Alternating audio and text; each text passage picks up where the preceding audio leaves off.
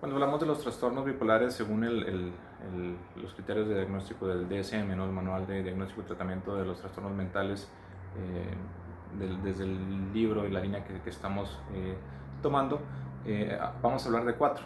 Hablaríamos del trastorno bipolar 1, el trastorno bipolar 2, la ciclotimia y el trastorno bipolar debido a una condición médica. Cuando hablamos del trastorno bipolar 1, vamos a estar hablando de que esas personas son personas que presentan o que han presentado alguna vez en su vida algún episodio maníaco. Recordábamos como esta cuestión maníaca donde había una irritabilidad o una cuestión de energía, por así decirlo, una sensibilidad como muy exagerada, ¿no? En donde se está buscando constantemente como experimentar cosas, hacer cosas, está muy activo, ¿no? La persona y es como, de cierto modo, llega a ser invasivo en sus relaciones interpersonales.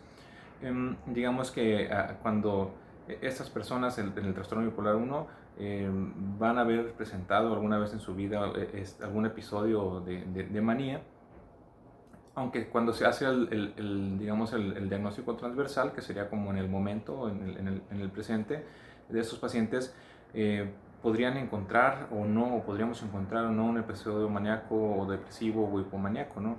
Y si en estos pacientes solo ha habido un único episodio maníaco, se asume que le seguirán, por así decirlo, otros de tipo depresivo. Recordemos que en esta línea de identificación de los trastornos bipolares va a haber alternancia entre los periodos depresivos y los periodos maníacos. Cuando hablamos del trastorno bipolar tipo 2, que sería el siguiente que describe el DSM, estas van a ser personas quienes presenten este trastorno que habiendo padecido episodios depresivos e hipomaníacos, recordemos que el episodio hipomaníaco tiene características muy similares a los periodos maníacos, pero que no llegan a ser tan exagerados o tan graves como para que afecten en sus actividades cotidianas como laborales, interpersonales, que no influyen de una manera tan grave e incapacitan a la persona, ¿no? Y digamos que aunque hayan padecido episodios depresivos y hipomaníacos, nunca han padecido un episodio completo de manía, no llegan a esa gravedad, no a diferencia del trastorno bipolar tipo 1, que ahí sí existe esta cuestión de la manía. En ocasiones, en este trastorno bipolar tipo 2 resulta difícil diferenciar, ¿no? Lo que es los episodios hipomaníacos de una elevación del humor, ¿no? Es decir, la persona tiene como el estado depresivo y viene como una mejoría, por así decirlo, y un humor elevado, y es difícil como distinguir si es un estado de hipomanía o es un estado de simple y sencillamente porque aumentó está de mejor humor, ¿no? O recuperó algo del buen humor a diferencia de la cuestión depresiva que venía presentando. Cuando hablamos de la ciclotimia sería como un trastorno caracterizado, un trastorno del humor caracterizado por presentar un patrón similar, ¿no? Parecido a los trastornos bipolares, pero con la sintomatología mucho menos grave y mucho más continua a los trastornos bipolares, ¿no? Es decir, es más largo en el tiempo, ¿no?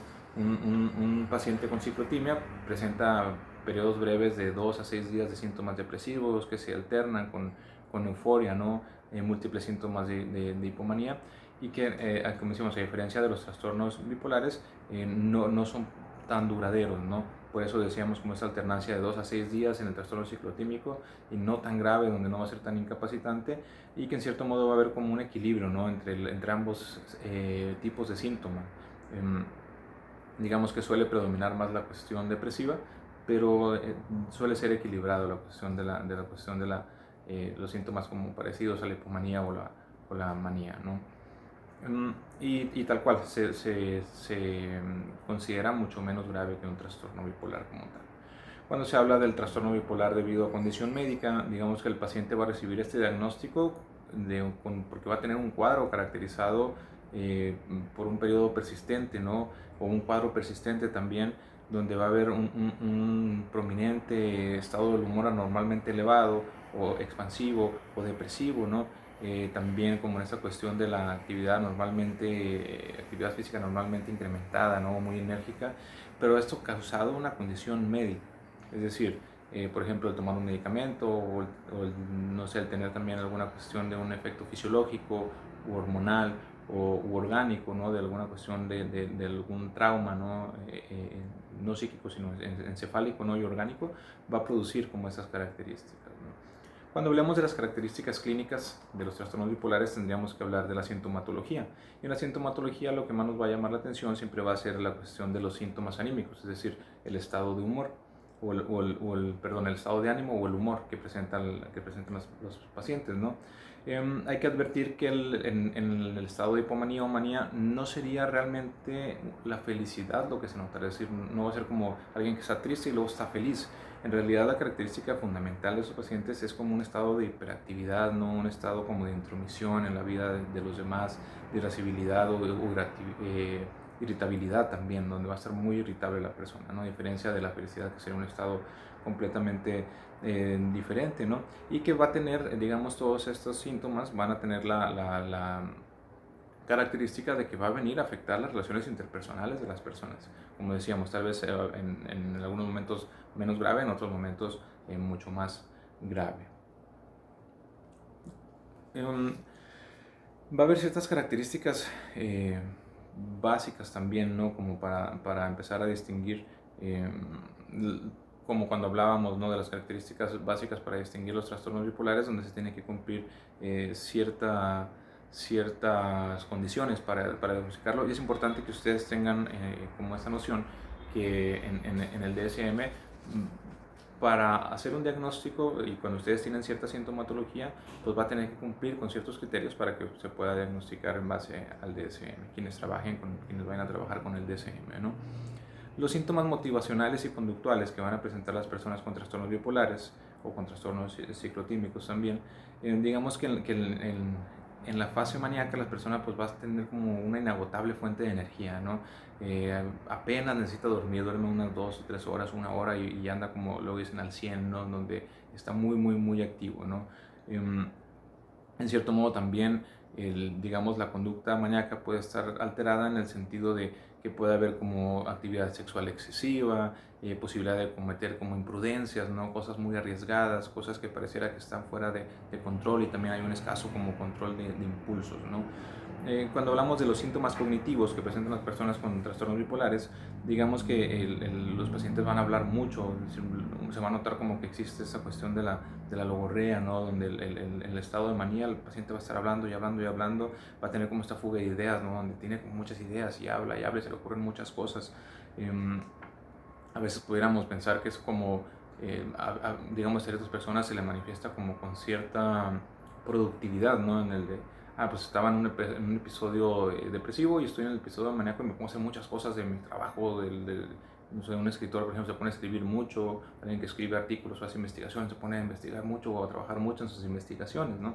Y a producir, es decir, sería como una buena canalización, por así decirlo, de este estado maníaco, ¿no? También digamos que la autoestima acá va a estar algo elevada, ¿no? Y pueden existir los delirios de grandeza, ¿no? Del yo todo puedo, todopoderoso, no sé, con el narcisismo también exacerbado, ¿no? De sentirse como muy atractivo, cuando hablábamos también como de este aumento, ¿no? En las cuestiones de la actividad sexual, ¿no? En los síntomas físicos que pueden llegar a presentar estas personas, pues va a ser el principal la dificultad para conciliar el sueño, ¿no? Puede haber un aumento también del apetito y un aparente como estado de infatigabilidad, ¿no? Donde no se cansan, ¿no? En los síntomas interpersonales, digamos que suele ser complicado porque en la fase de manía las personas pues van a estar como muy entrometidas en la vida de las otras personas, ¿no? Como constantemente queriendo buscarte, constantemente queriendo salir, van a ser personas que van a hacer polémica o que van a estar tratando de controlar a las demás personas, ¿no? Es difícil como el llevarle la contraria o hacerle ver las cosas de forma más realista, hablando obviamente no en una cuestión terapéutica, sino en una cuestión meramente de relación interpersonal.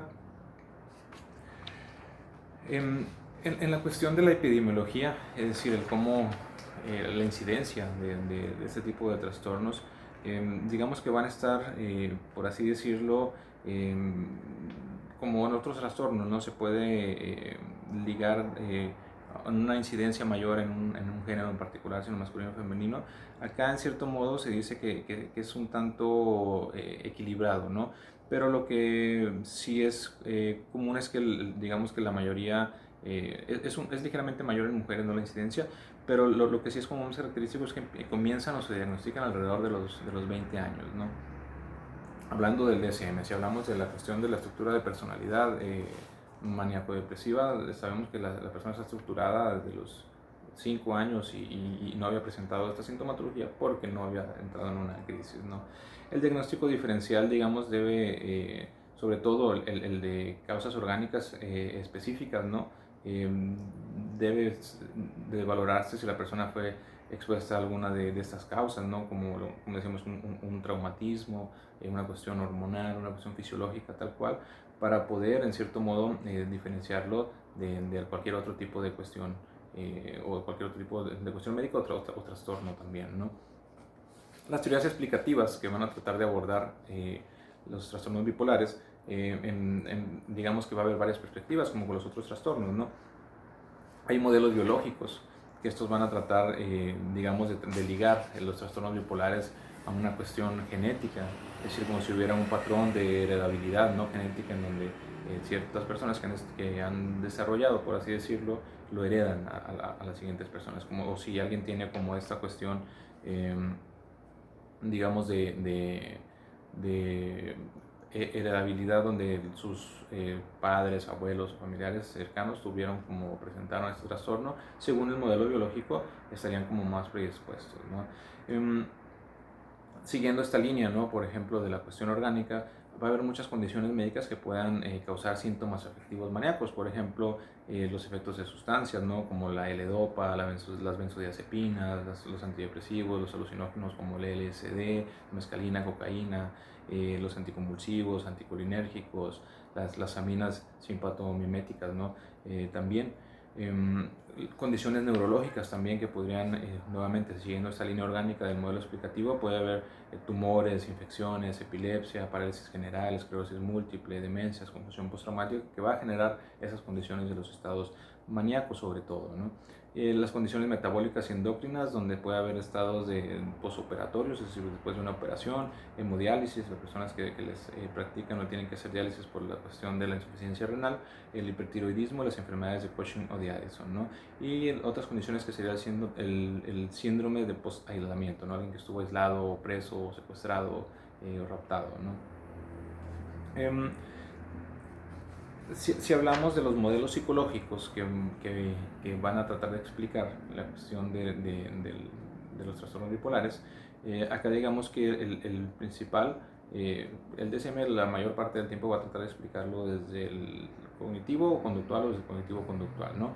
Y entonces la teoría cognitiva de Aaron Beck pues va a decir que en el episodio maníaco se van a activar una serie como de esquemas cognitivos o actitudes disfuncionales que exageran los aspectos positivos del individuo y elevan su autoestima, ¿no? En este sentirse como con estos delirios de grandeza, ¿no? Por así decirlo, ¿no? Y se van a asociar como a ciertas conductas que son autodestructivas o que violan los derechos de otras personas, en esto de afectar las relaciones interpersonales.